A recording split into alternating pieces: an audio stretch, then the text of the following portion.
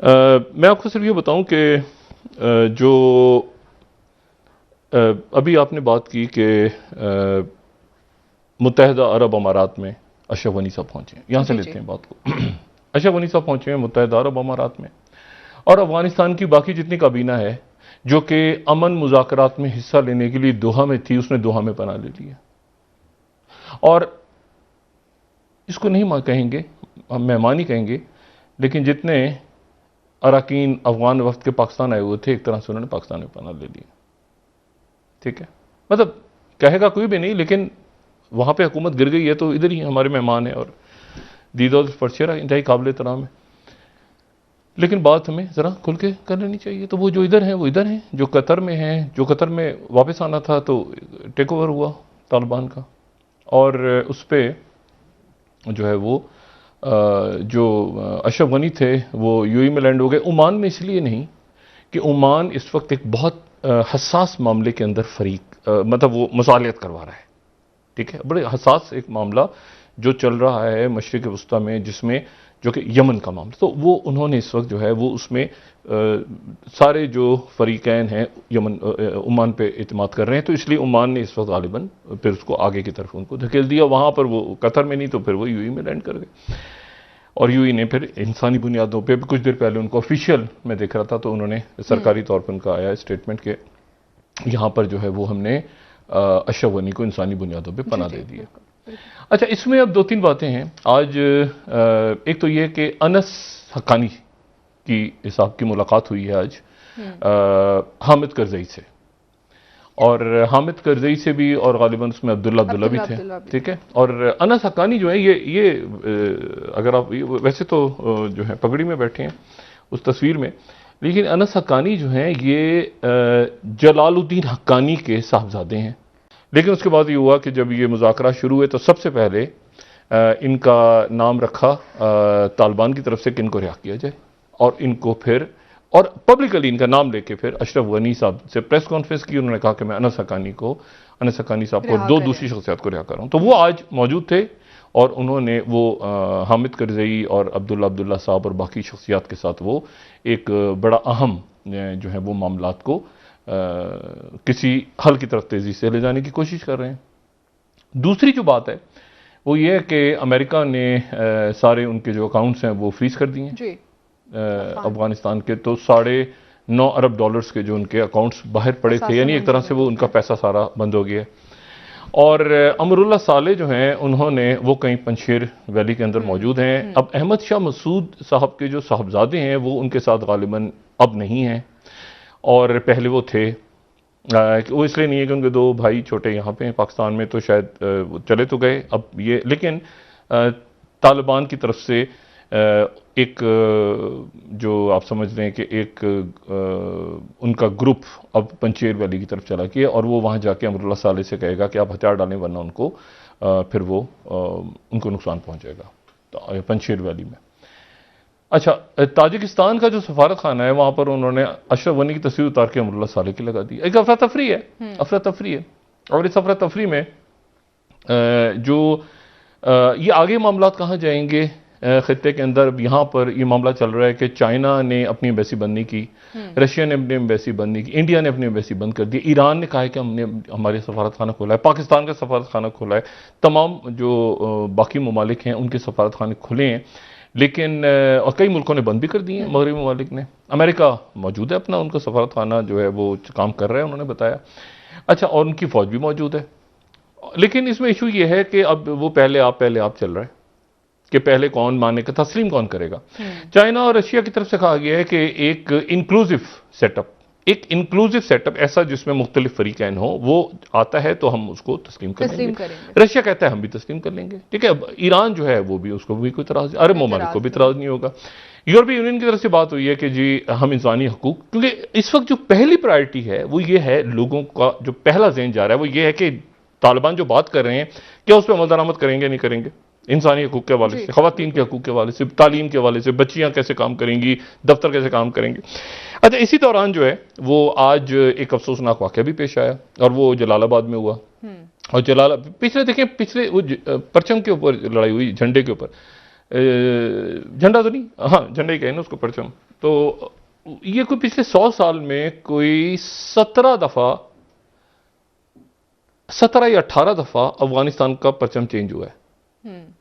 ये इनका परचम मुस्तकिल चेंज होता रहा। ये जाहिर शाह के वक्त में, उससे पहले नादिर शाह के, मतलब ये इनका परचमों की लाइन लगी हुई है। अगर आप विकिपीडिया पर जाके इनके झंडे देखें तो आप परेशान हो जाएंगे कि ये 2002 से उससे पहले जो है ये था, फिर दूसरा था, फिर तालिबान ने अब आके जो है वो उस पर कलमे, सफ़ेद पे कलमा, इससे पहले जो तालिबान आए थे तो पहले सिर्फ सफ़ेद झंडा था, फिर उन्होंने उस पर कलमा लिख दिया था, फिर ये 3 निशानों वाला था, फिर ये दरमियान में जो एक बुरहानुद्दीन रब्बानी की हुकूमत थी उसमें भी 2-3 झंडे चेंज हो गए थे। तो मतलब वो बहुत सारे जो है वो परचम हैं। अब ये जो आखिरी बना था 2001 के बाद, उसमें भी 3-4 दफ़ा तब्दीलियाँ आई।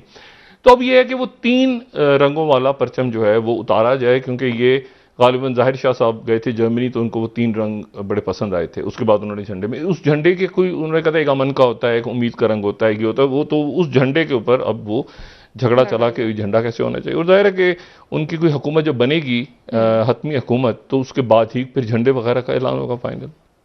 दूसरी बात ये, तीसरी बात, 2-3 और बड़े अजीब से मामला चल रहे हैं। मिसाल के तौर पर ये कल हमने ज़बीउल्लाह मुजाहिद साहब को देखा, और ज़बीउल्लाह मुजाहिद साहब तशरीफ लाए, और उनकी पहली दफ़ा, मैंने कहा ये उनकी पहली तस्वीर है, क्योंकि ज़बीउल्लाह मुजाहिद इससे पहले कभी हमें नज़र नहीं आए। अब मसला यह है कि इसके ऊपर मेरी बात हुई, वहाँ पे जो मगरबी मीडिया के लोग थे, उनमें से कुछ लोग मुझे कहते हैं कि ये आपने देखा? मैंने कहा जी देखा। कहते हैं आपकी कभी इनसे बात हुई? मैंने कहा जी बिल्कुल हुई है। कहते हैं ये तो हमें लगता है कि वो साहब है ही नहीं। मैंने कहा क्या मतलब है? कहते हैं इनकी आवाज़। मैंने कहा यार मैं तो टीवी पे देख रहा हूँ, मैं वो तो वहाँ नहीं था मौजूद, आप क्योंकि आप किस तरह कह रहे हैं? कह रही हैं हमारे अंदर कंफ्यूजन फैला हुआ है कि ये क्या वाकई ज़बीउल्लाह मुजाहिद हैं या ये कोई और हैं। मतलब एक जो तो हम कोशिश कर रहे हैं, वो निक रॉबर्टसन ने देखा था, वो कहते हैं यार मैंने तो 18 साल पहले देखा था। तो ये भी कंफ्यूजन फैला हुआ है। तालिबान का जो हिकमत अमली है, आप ये देखें कि आज से ठीक एक हफ्ता पहले अगर आप रॉयटर्स की, हमारे पास वो खबर पता नहीं है या नहीं, लेकिन रॉयटर्स की खबर थी कि जी 7 दिन लगेंगे और 7 दिन के अंदर जो है वो तालिबान जो है वो सॉरी 90 दिन में, एक हफ्ता पहले उनकी खबर ये थी कि 90, ये खबर जो है ये एक हफ्ता पहले की है कि तालिबान को take Afghan capital within 90 days after rapid. 90 दिनों में तालिबान आएंगे और तालिबान आ गए अगले 4 दिनों में। सवाल यह है कि ये इस इंटेलिजेंस रिपोर्ट, ये यूएस इंटेलिजेंस रिपोर्ट जो दुनिया कह रही है ना कि अमेरिका ने, हमारे जैसे यहां पर लोग बैठ के कह रहे हैं कि जी साइगोन मूवमेंट ने आना है 1.5 साल पहले, अभी तुक्का था, क्या था खुदा जाने, तो कुछ तो था ना।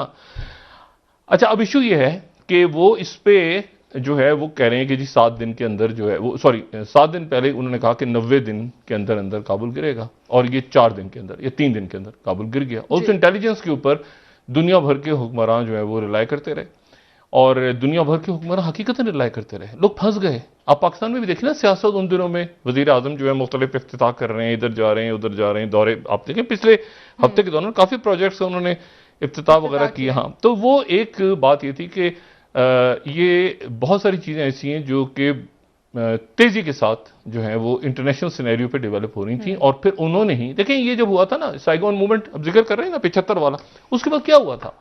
खत्म नहीं हुआ था किस्सा। अमेरिका वहां से निकल गए, उसके बाद वो क्यूबा के अंदर सोवियत यूनियन घुस गया, उसके बाद सोवियत यूनियन उसी उसमें कि जी अमेरिका तो भागा है, ये शायरान की हुकूमत गिर गई। ये अगले जो 2-3 साल हैं 1975 से लेके साइगोन मूवमेंट से लेके 79 तक सोवियत यूनियन के में आने तक लैटिन अमेरिका में हंगामे शुरू हो गए, शायरान की हुकूमत गिर गई, ठीक है ना। पाकिस्तान के अंदर जो है वो हुकूमत गिर गई 75 के बाद के 75 और सोवियत यूनियन के, यानी साइगोन मूवमेंट और सोवियत यूनियन के आने के दरमियान के टाइम में बहुत कुछ होता है दुनिया में। अब मसला यह है कि वो इसके बाद अब क्या होगा, इसके बाद आने वाला क्या। देखिए इस वक्त जब हम बात कर रहे हैं तो मैं आपको सिर्फ ये बताऊं कि एक उनके बड़े जबरदस्त उनके सेनेटर हैं अमेरिका के, और वो जो सेनेटर हैं वो उनके यूएस इंटेलिजेंस कमेटी के मेंबर हैं। अब अगर कोई आम से सेनेटर होते तो हम उनका जिक्र भी नहीं करते, वो बड़े अहम से, और वो हैं सेनेटर जॉन कॉरेन। अब सेनेटर जॉन कॉरेन ने एक ट्वीट कर दिया, और ट्वीट उन्होंने ये किया कि ताइवान में 30,000 अमेरिकी फौज मौजूद है, यानी 28,000 मौजूद है जनूबी कोरिया में और 30,000 है ताइवान में। उसके नतीजे में क्या हुआ? उसके नतीजे में फौरी तौर के ऊपर अच्छा यह हुआ कि ग्लोबल टाइम्स ने लिखा, if there are US troops present on Taiwan island China will crush them by force. ठीक है, उसके बाद इनको यानी चाइना क्रश करेगा आके बाय फोर्स, फौरी तौर पे। और उसके बाद जो है साथ ही ग्लोबल टाइम्स ने कहा कि पीएलए ने अपनी लाइव फायर असॉल्ट ड्रिल शुरू कर दी है ताइवान पे, और डायरेक्ट रिस्पांस किसी किस्म की कोई इस तरह की सूरत हाल बनी कि इनको अपना वो जो ट्वीट है, अगर आप दोबारा चले जाएं उस पर तो उसका आखिरी जुमला पढ़ें ग्लोबल टाइम्स का, ट्वीट डिलीट। ठीक है, ग्लोबल टाइम्स कह रहा है tweet deleted after white controversy. ये ग्लोबल टाइम्स की जो हमारी दूसरी स्लाइड है जी, ठीक है ना, उनको ट्वीट डिलीट करना पड़ गया कि नहीं भाई नहीं, गलती से कह दिया हमने। उन्होंने कहा अगर इससे आधे भी हैं तो अभी इसी वक्त हम ताइवान पे लैंड हो रहे हैं, इसी वक्त चाइना ताइवान पे लैंड हो जाएगा। अच्छा, और इसी दौरान एक दूसरा अब एक सिलसिला शुरू हुआ है। देखिए, ये बात इंडिया को और पूरी दुनिया को देखनी है, और अमेरिका के इत्तेहादी परेशान है। अमेरिका ने $3 ट्रिलियन खर्च हुए, ठीक है, या 2 ट्रिलियन खर्च हुए या 3 ट्रिलियन खर्च हुए। वो कोई 2,500 के करीब उनके फौजी, और अगर आप मिला लें पाकिस्तान और अफगानिस्तान में सिविलियंस तो वो तादाद जाती है कोई 2.5 लाख, कोई सैकड़ों में जो है वो बरतानिया के लोग नेटो के। अच्छा, उसके बाद जो है वो 20 साल का अरसा। अब इससे ज्यादा लोग मुझे पूछ रहे हैं कि इसका क्या होगा, मतलब इसके बाद क्या होगा। मतलब इससे ज्यादा अमेरिका ने कहीं पर किसी का साथ दिया है, लड़ा है अमेरिका। इससे ज्यादा लड़ा है वियतनाम में, इससे ज्यादा कोरिया में लड़ा है, जितना वो अफगानिस्तान में उसने पैसा लगाया है, फौजों को तैयार किए। 1,000 से ज्यादा लोग तो इंडिया ने भी ट्रेन किए हैं, उनके ऑफिसर्स, तो इंडिया भी जिम्मेदारी ले, बाकी ममालिक भी ले, नेटो। इससे ज्यादा तो अब वो मुल्क जो कि कठपुतली हैं, जहां के हुक्मरानों का कुछ ताल्लुक नहीं है, अपने अवाम की जो नब्ज है उसके ऊपर हाथ नहीं है उनका सिर्फ वाहिद जो है उनकी खूबी है कि वो अमेरिका के पिट्ठू हैं और अमेरिका ने बिठाए हुए।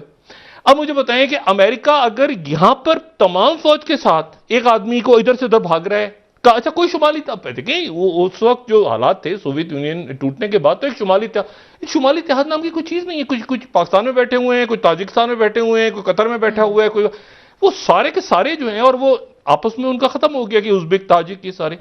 ईरान, अब देखिए ना, ईरान जो है वो यही एक मामला था ना कि जी ईरान के तो इसी बात पे तलखी दी के मसलक के हवाले से और ये सारा तो, लेकिन लोग शायद ये बात भूल गए हैं कि इतने सालों में ईरान के साथ एक तो तालिबान के ताल्लुकात और शिया सुन्नी खत्म हो गया है मामला।